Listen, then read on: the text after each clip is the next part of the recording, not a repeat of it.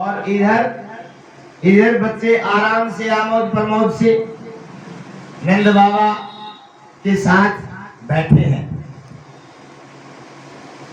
अब समय निकला, दोपहर के 2 बज चुके हैं।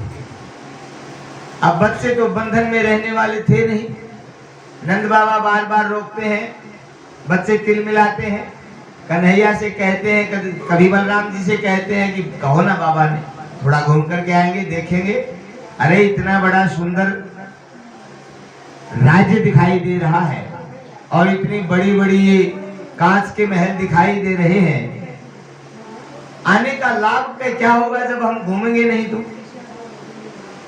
अब कन्हैया और बलराम जी ने दोनों ने नंद बाबा से आग्रह किया, बाबा बच्चों का मन है, हमारा भी मन है, हम थोड़ा घूम के देख लें। इतना सुंदर बाजार है, आज पहली बार इतने बड़े शहर में आए।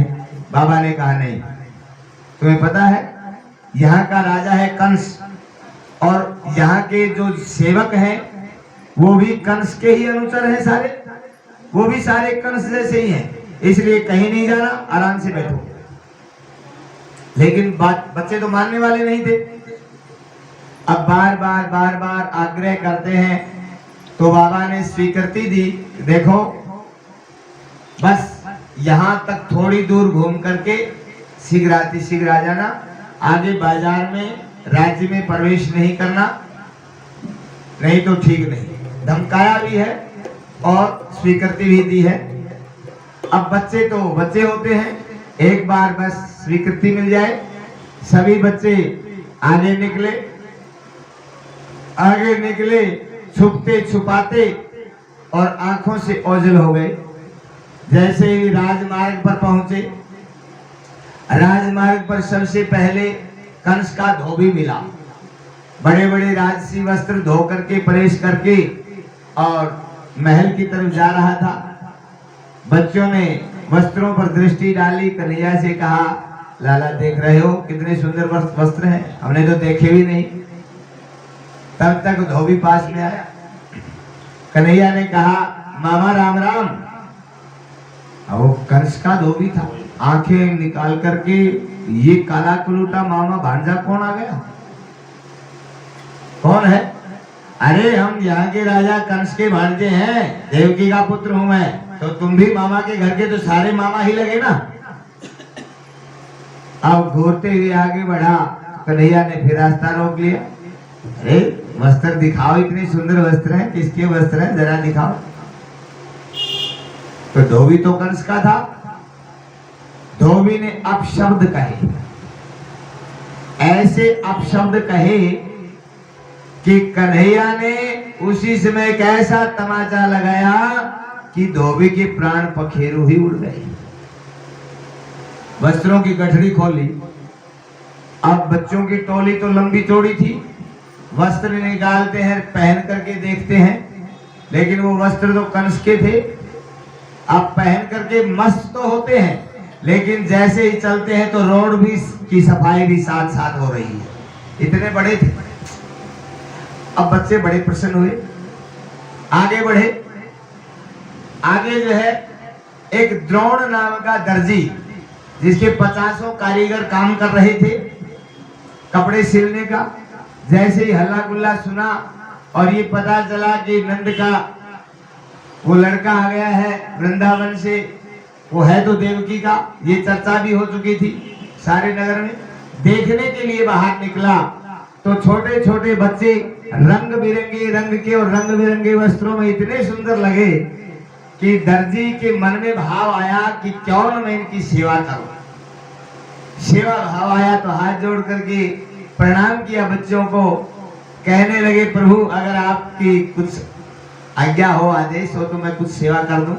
सेवा कर दे, दिखाई नहीं देता। कन्हैया ने इशारा दिया, सबके वस्त्र निकलवा करके सबका नाप लिया और राजसी वस्त्रों में फिट कर दिया। अब देखा बच्चे ये वस्त्र पहन करके इतने आनंदित हुए जिसका कोई ठिकाना नहीं। अब बच्चों ने कहा, लाला आज राजसी वस्त्र पहली बार शरीर पर आए हैं, अगर ऐसे वस्त्रों पर तो एक एक माला और हो जाए तो बस क्या बात है, हम तो राजा ही बन जाएंगे। तब तक देखा एक माली सुंदर सुंदर हार बना करके और महल की तरफ सजावट के लिए जा रहा था। अब जैसे ही बच्चों की टोली देखी, देखने के लिए खड़ा हो गया तो कन्हैया ने इशारा दिया, देखते क्या हो, पहना दो एक एक गले में।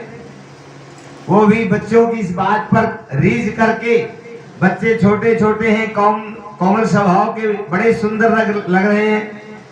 अब उसने भी गठड़ी को उतारा, एक एक माला निकाली और भगवान के समेत सभी बच्चों को पहना दी। अब तो बच्चों के आनंद का कोई ठिकाना नहीं रहा। अब बच्चे थोड़ी आगे चले, बच्चों ने फिर अपने आप को देखा, बार बार देखते मैं कितना सुंदर लगता हूं। कोई महल के कोई कांच लगा होता है तो कांच के सामने खड़े होते हैं। अब देख करके कन्हैया से एक आग्रह और किया, लाला देखो ना, इतने सुंदर वस्त्र है, एक एक माला भी मिल गई, अगर थोड़ा थोड़ा चंदन और मस्तक के लग जाए तो क्या बात है, आनंद का कोई ठिकाना नहीं रहेगा, हम तो राजसी राजकुमार बन जाएंगे। तब तक कुब्जा नाम की एक सेविका केसर कस्तूरी युक्त चंदन घिस करके हर रोज वो अंगराज लगाने के लिए कंस के महल में जाया करती। चंदन का कटोरा भरा हुआ है हाथ में, एक हाथ में लकुटी है और धीरे धीरे टेक टेक करके चल रही है। उस चंदन की सुगंध दूर दूर तक जा रही है। कन्हैया ने देखा कि हाथ में चंदन का कटोरा है। कन्हैया ने आवाज लगाई, सुंदरी सुन रही हो? कुब्जा ने दाएं बाएं देखा, मेरे सिवा तो रोड के ऊपर रास्ते पर कोई नहीं, ये मेरे को सुंदरी कहने वाला कौन है? मैं तो 3 जगह से टेढ़ी हूं, आज तक जो है मेरे को किसी ने अच्छी तरह से नजर उठा करके नहीं देखा। ये सुंदरी आज कानों ने जीवन में पहली बार सुनी। एक बार इधर उधर दाएं बाएं देख करके फिर आगे बढ़ी। पीछे से कन्हैया फिर बोले, सुंदरी सुन रही हो? और जैसे ही पीछे मुड़ करके देखा और जैसे ही कन्हैया पर दृष्टि पड़ी, वो कुब्जा अपने आप को रोक नहीं पाई, मूर्तिमान हो करके अपलक टकटकी लगा करके निहारने लगी। तब तक बच्चे कुब्जा तक पहुंच गए। अब सभी बच्चों ने प्रणाम किया, कुब्जा ने भी प्रणाम किया और कन्हैया ने कहा, माँ थोड़ा थोड़ा चंदन लगा दो ना। उन बच्चों की कोमलता पर रीझ करके और कुछ कुब्जा ने सोचा, इन्होंने सुंदरी कह करके संबोधित किया है तो इनकी सेवा तो करनी चाहिए। कुब्जा ने अपने हाथों से सभी बच्चों को चंदन लगाया है, प्रभु को भी चंदन लगाया। कुब्जा का जीवन धन्य हो गया और जैसे ही चंदन सेवा करके कुब्जा जाने लगी, बच्चों ने कन्हैया की तरफ देखा, कहने लगे, रे लाला सदैव फरीका चाहिए, हराम का खाने की आदत पड़ी है क्या? अरे बूढ़ी है बेचारी, चंदन किसकी लाई है, कितनी मेहनत की होगी, 2 पैसे कमा लेती, ये चंदन तुमने यहाँ लगवा लिया और वैसे ही विदा कर दिया। फिर कुछ देना चाहिए, सारी जगह एक जैसी थोड़ी होती है। अब कन्हैया समझ गए कि चंदन सेवा जिसने की है तो फल तो देना ही चाहिए। कन्हैया नजदीक लगे, सुंदरी सुन रही हो? फिर वापिस मुड़ी और जैसे ही वापिस मुड़ी, कन्हैया ने अपने पैर से कुब्जा के पैर को दबाया, बायां हाथ ठोडी से लगाया और दायां हाथ कुब के ऊपर दिया और झटका दिया तो वही कुब्जा विश्व सुंदरी बन गई। बोलिए भक्तवत्सल भगवान की। विश्व सुंदरी बन गई। दर्पण के सामने खड़ा कर किया गया। सुंदरी कुब्जा ने ऐसे सुंदर रूप को देखा, वहीं पर संकल्प लिया कि अब मैं कभी जीवन में कंस की सेवा नहीं करूंगी। और वहीं से प्रभु को प्रणाम करके और प्रभु से वरदान पा करके कि प्रभु अब मैं जान गई हूं आप प्रभु हो, इसलिए एक मेरा आग्रह, क्या कभी मेरी कुटिया पर आकर के मेरी कुटिया को पवित्र करो और इस शरीर को भी पवित्र कर दो। प्रभु ने आश्वासन दिया, पूजा आऊंगा देवी जरूर, लेकिन अब नहीं। ये मैं कहता हूँ, वरदान देता हूँ, आपको आशीर्वाद देता हूँ, मैं जरूर आऊंगा और आपकी हर इच्छा को पूर्ण करूंगा, लेकिन अब मैं जिस कार्य के लिए जा रहा हूँ वो मुझे करना जरूरी है। इशारों में कुब्जा को समझाया। कुब्जा यहीं से प्रणाम करके वापिस अपने महल में चली गई। कन्हैया आगे बढ़े तो अगले चौराहे पर क्या है, कंस ने एक बहुत बड़े गजराज को तैयार कर रखा है और महावत से कहा कि इसको इतनी शराब पिलाओ कि इस शराब के नशे में इतना मदहोश हो जाए कि इसे कोई शुद्ध ना रहे। और जैसे ही बच्चे आते दिखाई दे, महावत से आदेश दिया उसी समय अंकुश लगा देना, ये अपने आप निमट लेगा। अब महावत ने हाथी को शराब पिलाकर तैयार कर रखा है, बेलों से बांध रखा है, और जैसे ही बच्चे आते दिखाई दिए, महावत ने जंजीरें खोली और ऐसा अंकुश लगाया मानो एक काल का स्वरूप बनकर के हाथी बच्चों की तरफ दौड़ा कि शायद एक ही साथ सभी बच्चों को निगल जाना चाहता हो, कुचल देना चाहता हो। जैसे ही हाथी आगे बढ़ा, बच्चे चिल्लाए जोर से, चिल्लाए तो कन्हैया ने आदेश दिया, बच्चों को पीछे हटाया और बलराम और कन्हैया आगे आए। प्रभु ने एक पल में ऐसी लीला की, अपने शरीर का विस्तार किया, हाथी का सूंड पकड़ा, ऐसा झटका दिया कि हाथी के प्राण पखेरु ही उड़ गए। किसी की समझ में नहीं आया कि कन्हैया ने क्या किया। वहीं पर कृष्ण बलराम ने हाथी के दोनों दांतों को उखाड़ लिया और हाथी का भेदन अच्छी तरह से किया। शरीर रक्त रंजित हो गया और उस गौरे सांवले शरीर के ऊपर वो हाथी के रक्त की बूंद मानो मूंगे का काम कर रही हो, इतने सुशोभित होने लगे। और दोनों भाई हाथी के दांत को लाठी की तरह कंधे पर रख करके आगे बढ़े तो मुष्टिक और चाणूर नाम के दो बड़े पहलवान खड़े हैं यज्ञशाला के द्वार के बाहर। उनको बता रखा है जैसे ही बच्चे आए उनको यही मसल देना।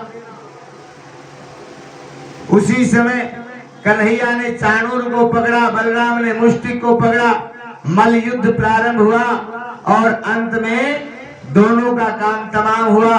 आगे बढ़े, यज्ञशाला में पहुंचे, एक बहुत ऊंचे स्टेज के ऊपर जो है भगवान शिव का धनुष रखा है। पहरेदार चारों तरफ खड़े हैं, पहरा लगा हुआ है, सारी सेना तैनात है। ऊंचे सिंहासन पर एक कंस बैठा है, कंस निहार रहा है। और जैसे ही बच्चे आगे बढ़े, सैनिकों ने रोका तो बच्चों ने ठोका। कंस ने कहा पकड़ लो, मार लो, जाने न पाए, घेर लो सबको। और जैसे ही जो भी सैनिक पास में आता है, प्रभु ऐसी लीला करते हैं कि सबको जो भी आता है उसका काम तमाम करते हुए आगे बढ़ते हैं।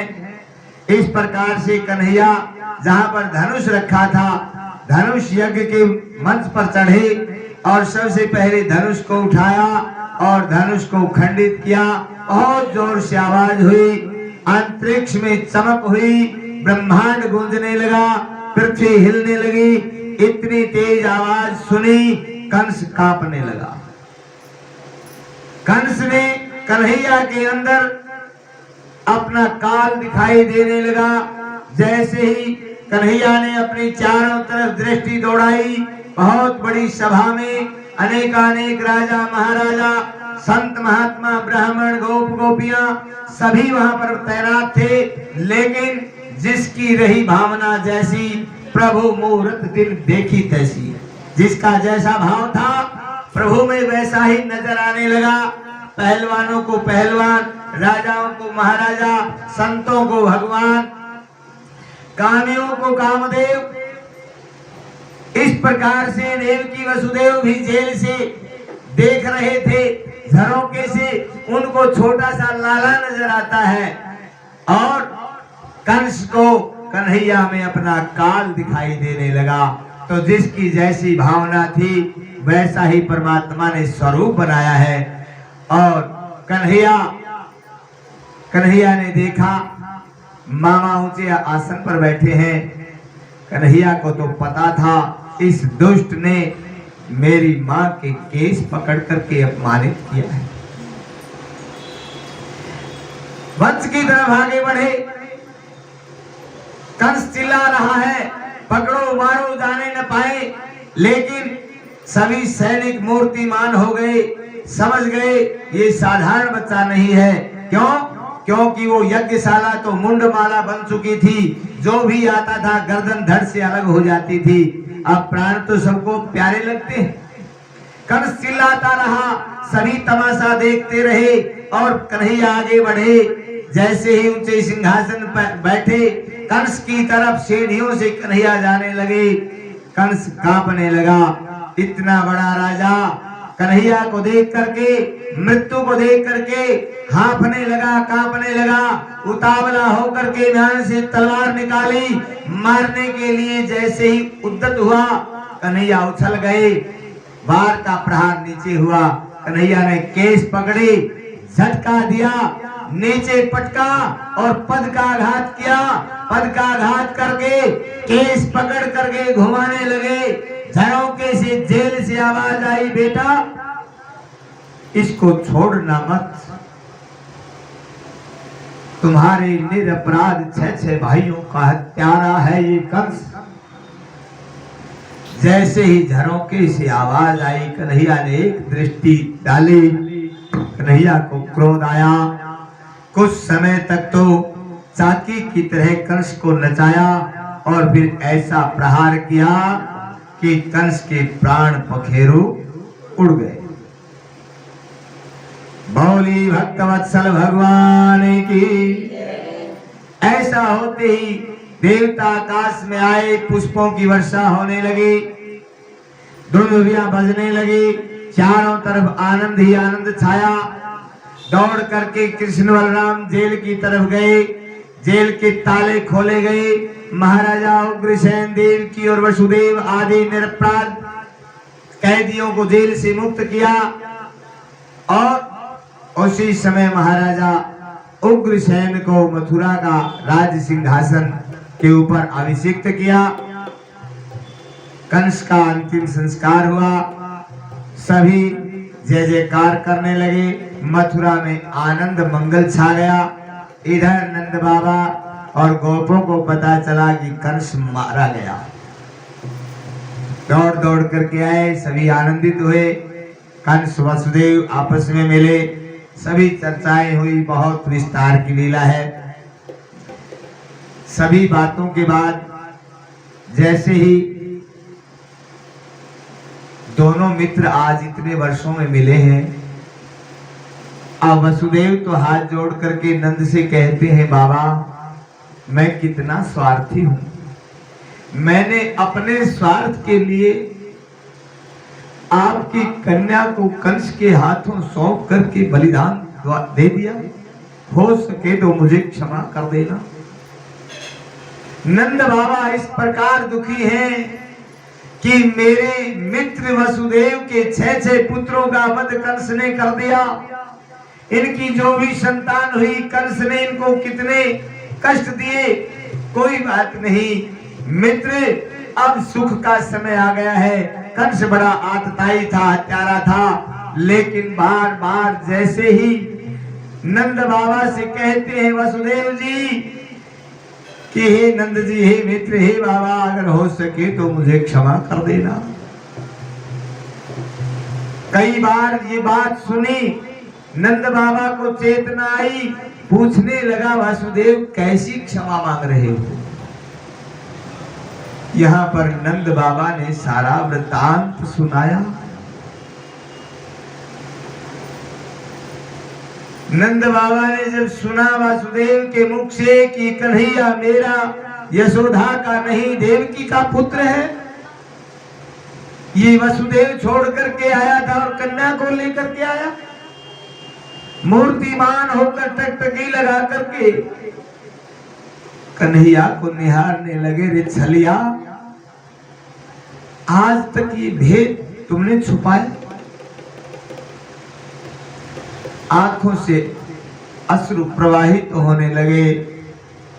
जब ये बात सुनी नंद बाबा अचेत हो गए।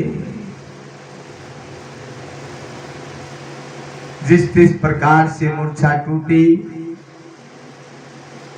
वसुदेव ने कहा बाबा कोई बात नहीं, आप कन्हैया को साथ ले जा सकते हैं। नंद बाबा ने कहा वासुदेव मैं तो जिस प्रकार से जीवन यापन कर लूंगा, लेकिन जब यशोदा को ये पता चलेगा कि कन्हैया उसका नहीं है, तो कन्हैया अपने आप को रोक नहीं पाएगी, प्राण निकल जाएंगे। वसुदेव ने कहा बाबा कोई बात नहीं, आप यशोदा से मत बताना, कन्हैया तुम्हारा है, तुम्हारे पास ही रहेगा, ले जाओ। जब ये त्याग नंद ने देखा तो नंद कहने लगा मित्र, मैं इतना स्वार्थी भी नहीं हूं। तुम्हारे 6 पुत्र कंस ने मार दिए, जीवन यापन का कोई सहारा आपके जीवन में नहीं बचा। 11 वर्ष बीत चुके हैं, आज तक आपने अपने लाला का मुख भी नहीं देखा। 11 वर्ष के बाद जब लाला आपको मिले हैं, तो मैं क्या इतना बड़ा स्वार्थी हो सकता हूं कि आज भी तुम्हें अपने पुत्र के वियोग में तड़पता छोड़ दूं। वासुदेव जो होगा सो ईश्वराधीन है, ईश्वर की लीला को कोई जान नहीं सकता, लेकिन मैं आपके लाला को सुरक्षित सौंप रहा हूं। मेरे लाला की सेवा में, इसकी रक्षा में कोई कमी बताने देना। जब भी मैया बाबा को याद करें तो मिलाने के लिए ले आना। इतना कह करके नंद बाबा जिस प्रकार से मथुरा से वृंदावन की तरफ आए, सायंकालीन का समय था। यमुना के किनारे सभी एकत्रित हुए, विचार करने लगे कि हम दिन के रहते वृंदावन में प्रवेश नहीं करेंगे।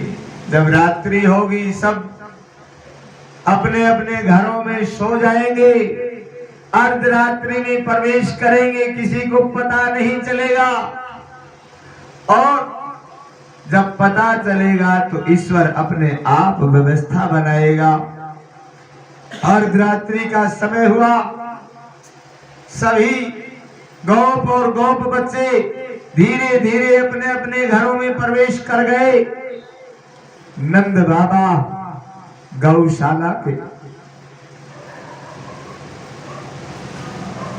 एक कोने में लेट करके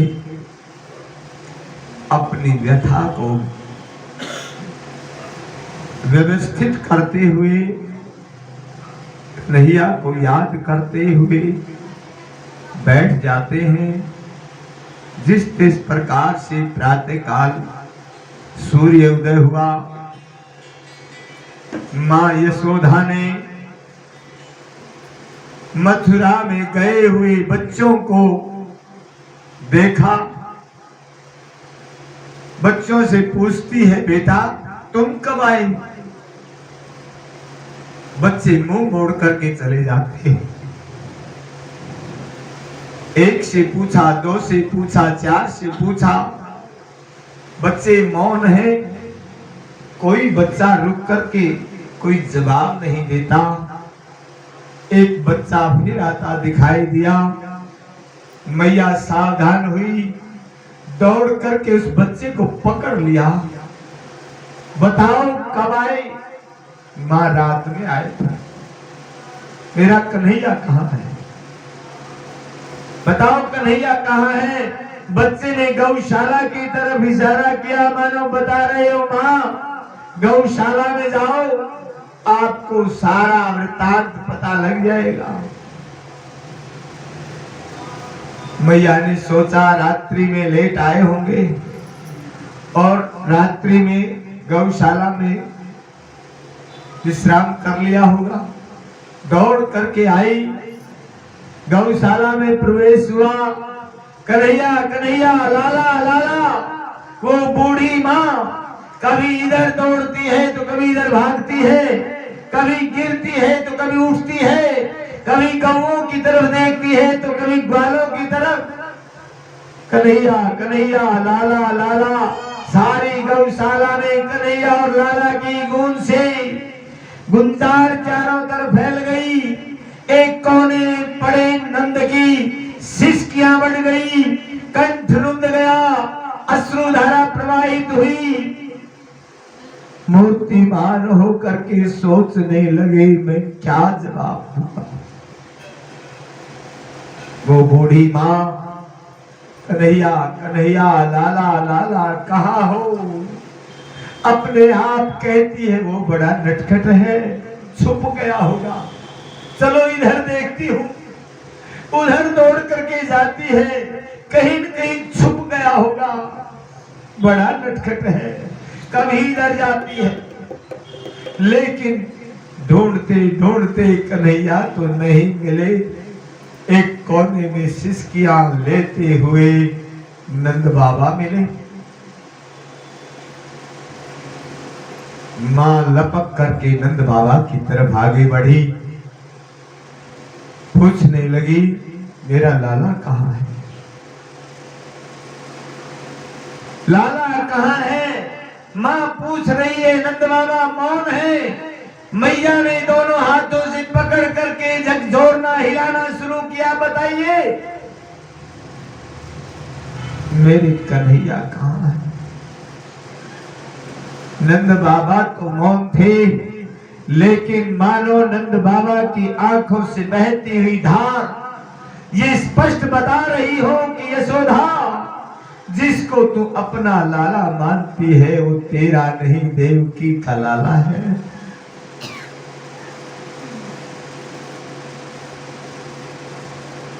कुछ समय तक ये वार्तालाप चला। यशोदा पास में बैठ बताते क्यों नहीं? कभी अचेत होते हैं तो कभी चेतना आती है। ये दशा दोनों की हो रही है। सेवक वहां पर आए, व्यवस्था बनाई, समझाने लगे, बैठ गए। नंद बाबा ने किसी बहाने से समझाया, यशोदा धीरज रखो। कन्हैया ने कुछ दिन बाद आने के लिए कहा है। कंस का वध हो चुका है, सारे राक्षस मारे गए, अब वहां राज्य की व्यवस्था करनी है। तो कन्हैया ने कहा बाबा मैं कुछ समय के बाद राज्य की व्यवस्था बना करके आऊंगा, एक साथ बताना ठीक नहीं। यशोदा को सांत्वना दी। समय निकलने लगा, मेरा कन्हैया आ जाएगा, मेरा कन्हैया आ जाएगा। मानो सभी गोपियां हर रोज प्रातः उठ करके उसी रास्ते को निहारने लगती हैं जिस रास्ते से कन्हैया मथुरा गए थे। शाम हो जाती है, निहारते निहारते चलो आज नहीं आए कल आएंगे, रुक गए होंगे, बड़े नटखट हैं। सबकी ये दशा। एक एक पल वर्ष के समान बीत रहा है। इधर मथुरा में वसुदेव जी ने सोचा, मेरे बच्चे इतने बड़े हो गए हैं, आज तक विद्यालय में प्रवेश नहीं किया। नंद बाबा को फरी के बच्चे मिल गए, गैया चराने में लगा दिए, विद्यालय में नहीं भेजे। दोनों बच्चों को उज्जैन में सांदीपनी ऋषि के आश्रम में विद्या के लिए भेज दिया गया। वहीं पर सुदामा से मुलाकात हुई, सुदामा से मित्रता हुई। 64 दिनों में कन्हैया ने 64 कलाओं की विद्या को ग्रहण करके वापिस आए। एक बार वृंदावन की याद आई, दुखी थे, उद्धव जी आए। उद्धव जी ने पूछा, आंखों में आंसू कैसे? कन्हैया ने कहा, मुझे मैया बाबा की गोपियों की, उन गोप बालों की बड़ी याद आ रही है। उद्धव ने कहा, तो जाकर के मिल क्यों नहीं आते, रो रहे हो? कन्हैया ने कहा, अगर मैं चला गया तो वापिस नहीं आने देंगे, इसलिए तुम विद्वान हो, तुम्हारे अंदर तो ज्ञान है, इसलिए तुम जाओ, अपने ज्ञान से उनको समझाओ। उद्धव जी ज्ञानी बनकर के गए थे, बहुत विस्तार की लीला है, लेकिन वृंदावन में गए, गोपियों की ये दशा देखी तो गोपियों को गुरु बना करके उद्धव जी वापिस आ गए। अब इधर कंस मारा गया। कंस की 2 पत्नियां हैं, अस्ति और प्राप्ति। ये मगध नरेश जरासंध की पुत्री है। दोनों अपने पिता जरासंध के पास गई, जाकर के पिता को सारा वृतांत सुनाया कि कन्हैया ने हमारे पति का वध कर दिया है। जरासंध को बड़ा क्रोध आया, 23 अक्षौणी सेना को एकत्रित किया मथुरा के ऊपर चढ़ाई के लिए। इधर कन्हैया को पता चला, कन्हैया ने विश्वकर्मा को बुलवाया। विश्वकर्मा के द्वारा समुद्र के मध्य में एक द्वारकापुरी नाम का बहुत बड़े किले का निर्माण करवाया। सारे मथुरा वासियों को द्वारका में भेज दिया गया। इधर से जरासंध ने मथुरा के ऊपर आक्रमण किया। भगवान ने अपना पंचजन्य शंख उठाया और ऐसा बजाया, चतुरंगिनी सेना तैयार हुई और 23 अक्षौणी सेना को देखते देखते ही भगवान की सेना ने पराजित कर दिया, कंस को बंदी बना लिया। जैसे ही बलराम जी ने जरासंध को बंदी बनाया, कन्हैया ने इशारा दिया, छोड़ दे, अभी राक्षस और बाकी है, हम कहां कहां ढूंढते फिरेंगे, ये अपने आप चुप चुप करके लाता रहेगा। जरासंध को मुक्त कर दिया। फिर सभी राजाओं को, जो दुष्ट राजा थे, उनको एकत्रित किया, सेना लेकर फिर चढ़ाई की। फिर पराजित हुआ। 17 बार मथुरा पर आक्रमण किया, 17 बार हार करके वापिस चला गया। 18वीं बार नारद जी से मिले जरासंध। नारद ने भेद बताया, काल यवन का साथ करो। 3 करोड़ सेना तो उसके अकेले के पास है, और फिर काल यवन को वरदान है, वो किसी अस्त्र शस्त्र से मारा नहीं जाएगा, इसलिए काल यवन का अगर साथ हो गया तो फिर तुम्हारी विजय हो जाएगी। इधर ब्राह्मणों के विरुद्ध कुछ ब्राह्मण सेवा किया कर, ब्राह्मणों का आशीर्वाद ले। अगर ब्राह्मणों का आशीर्वाद लेगा तो तुम्हारी विजय जरूर होगी। जरासंध उसी दिन से ब्राह्मणों को खुश करने लगा। सेवा पूजा करके एक बहुत बड़ा यज्ञ किया। यज्ञ में ब्राह्मणों को खूब दक्षिणा दे करके मान सम्मान से उनको खुश किया, और जैसे ही प्रणाम किया, ब्राह्मणों ने कहा, विजयी भव, विजयी भव का आशीर्वाद मिला। जरासंध बड़ा प्रसन्न हुआ, अब मुझे कोई हरा नहीं सकता। इधर काल यवन के साथ मिलकर के और अपनी सेना को लेकर के पुणे मथुरा के ऊपर चढ़ाई की, लेकिन कृष्ण ने समझ लिया, जान लिया कि इस प्रकार से ब्राह्मणों का आशीर्वाद लेकर के जरासंध आ रहा है, मारा नहीं जाएगा। योजना बनाई तो पूरा मथुरा मंडल खाली कर दिया गया। कन्हैया और बलराम मथुरा में रहे, सभी को द्वारका में भेज दिया गया। चारों तरफ से मथुरा को घेर लिया गया।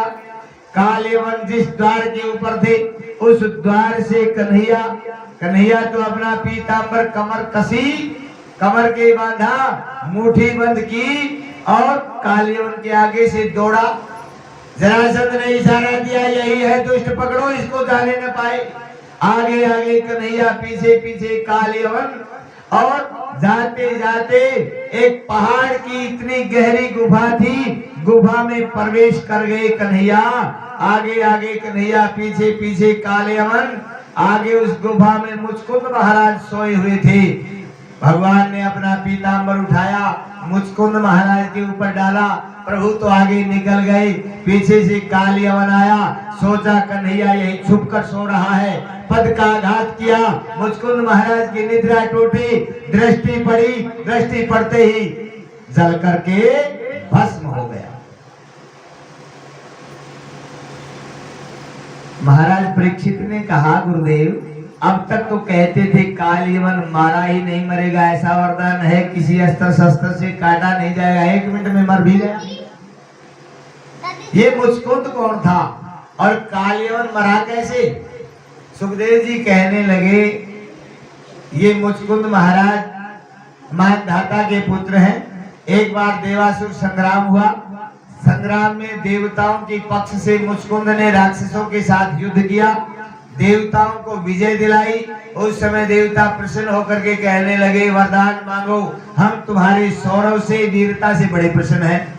मुचकुंद महाराज ने कहा, इतने दिनों से युद्ध में मुझे थकान हो गई है, मैं जी भर कर सोना चाहता हूँ। देवताओं ने कहा, जाओ आनंद लो, सो जाओ, जो तुम्हारी निद्रा को भंग करेगा तुम्हारी दृष्टि पाते ही जलकर भस्म हो जाएगा। आज वही हुआ, कालियवन ने निद्रा भंग की, जलकर भस्म हुआ।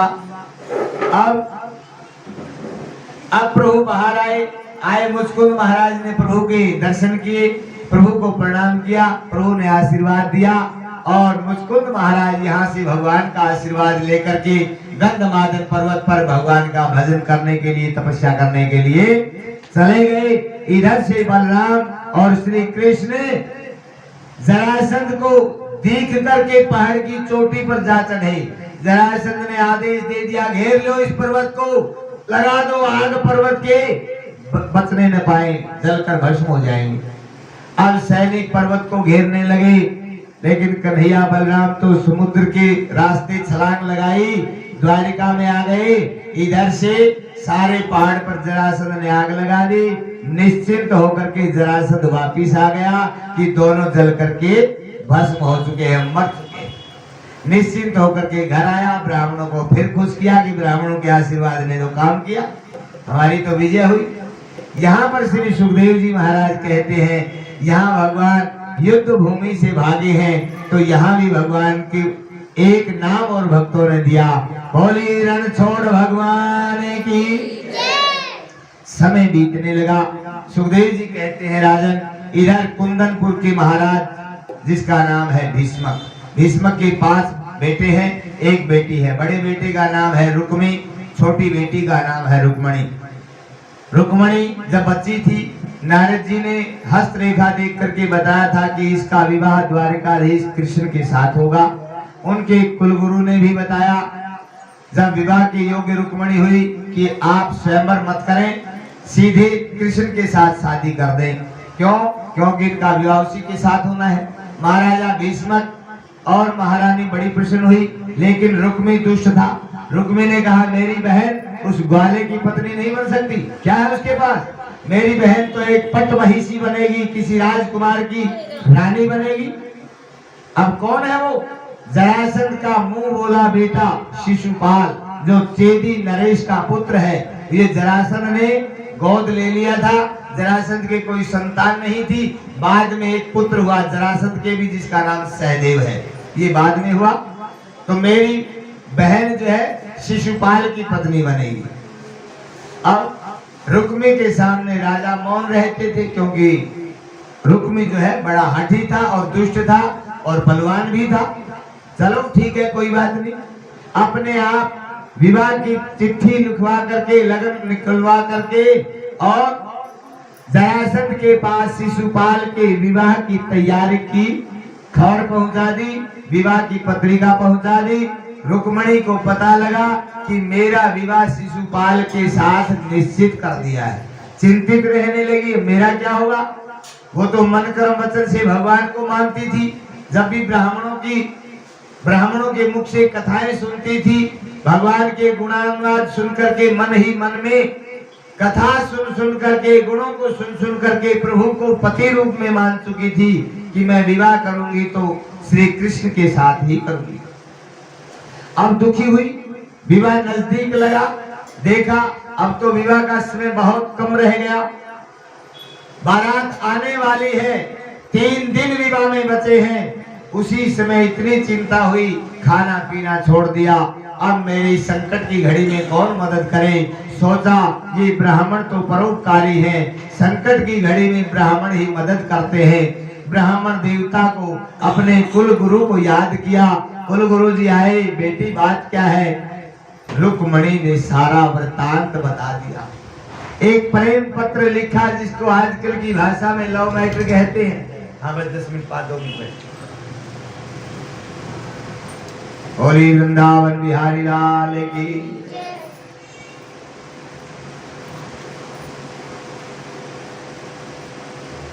इस प्रकार से श्री सुखदेव जी महाराज कहने लगे, राजन रुक्मणी ने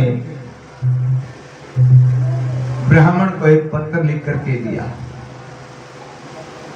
ब्राह्मण ने कहा, बेटी कोई बात नहीं, आप चिंता ना करें, भगवान ने चाहा तो सब ठीक हो जाएगा। वो बूढ़ा ब्राह्मण पत्रिका लेकर के द्वारिका की तरफ प्रस्थान किया। बूढ़ा था, हारा थका, कुछ दूर चला, एक पेड़ की छाया में लेट गया, निद्रा आ गई। भगवान ने सोचा ये मेरे विवाह की पत्रिका लेने के लिए आ रहा है, अगर इसी तरह रास्ते में सूता रहा तो कैसे बात बनेगी। योग माया को भेजा, सोए हुए ब्राह्मण को उठाया, द्वारिका के बगीचे में सुलाया, और जैसे ही आंखें खुली, सायंकालीन का समय था, दाएं बाएं देखा, मैं सोया तो जंगल में था, यहाँ कैसे आ गया। पूछा कौन सा नगर है कि द्वारिकापुरी। बाबा कहाँ जाना है। द्वारिकापुरी ही जाना है। कहाँ। कृष्ण से मिलना है। एक सेवक ने इशारा दिया कि इस महल में चले जाओ, यहाँ कृष्ण मिलेंगे। महल में प्रवेश हुआ, कृष्ण से मुलाकात हुई। प्रभु तो इंतजार कर रहे थे विवाह की कि जल्दी से विवाह हो। अब अंदर ले गए, ब्राह्मण देवता की बड़ी सेवा की और अपने पलंग के ऊपर ब्राह्मण देवता को बिठाया। बहुत सेवा शुश्रूषा की, बड़े बड़े व्यंजन खिलाए, प्रसाद खिलाया। सायंकालीन सोने का समय हुआ, ब्राह्मण को लेटा दिया। शरण चापन करने लगे, मीठी मीठी बातें करने लगे और पूछने लगे, हे गुरुदेव ब्राह्मण देवता कैसे आना हुआ, अब बताइए। ब्राह्मण देवता ने याद आया, ब्राह्मण देवता भी एक बार तो इतने ठाठ देख करके भूल ही गया था कि मैं किस काम के लिए आया था। क्यों? क्योंकि सुख ऐसी ही चीज होती है भाई, जब परमात्मा की कृपा होती है और चारों तरफ से हम सुखी हो जाते हैं तो हम अपनों को भी भूल जाते हैं। ये माया का प्रभाव है। अब ब्राह्मण देवता को याद आया, और याद आया तो उसी समय अपनी जेब से पत्रिका निकाली। लो प्रभु, ये कुंदनपुर से महाराजा भीष्म की पुत्री रुक्मणी ने आपके लिए भेजी है। पत्र को देखा, ब्राह्मण के हाथ में कुमकुम के छींटे लगे हुए थे, मांगलिक चिन्ह थे। प्रभु ने कहा ये कोई मांगलिक पत्र नजर आ रहा है, ये तो ब्राह्मण के मुख से ही अच्छा लगेगा, आप ही पढ़ करके सुना दो।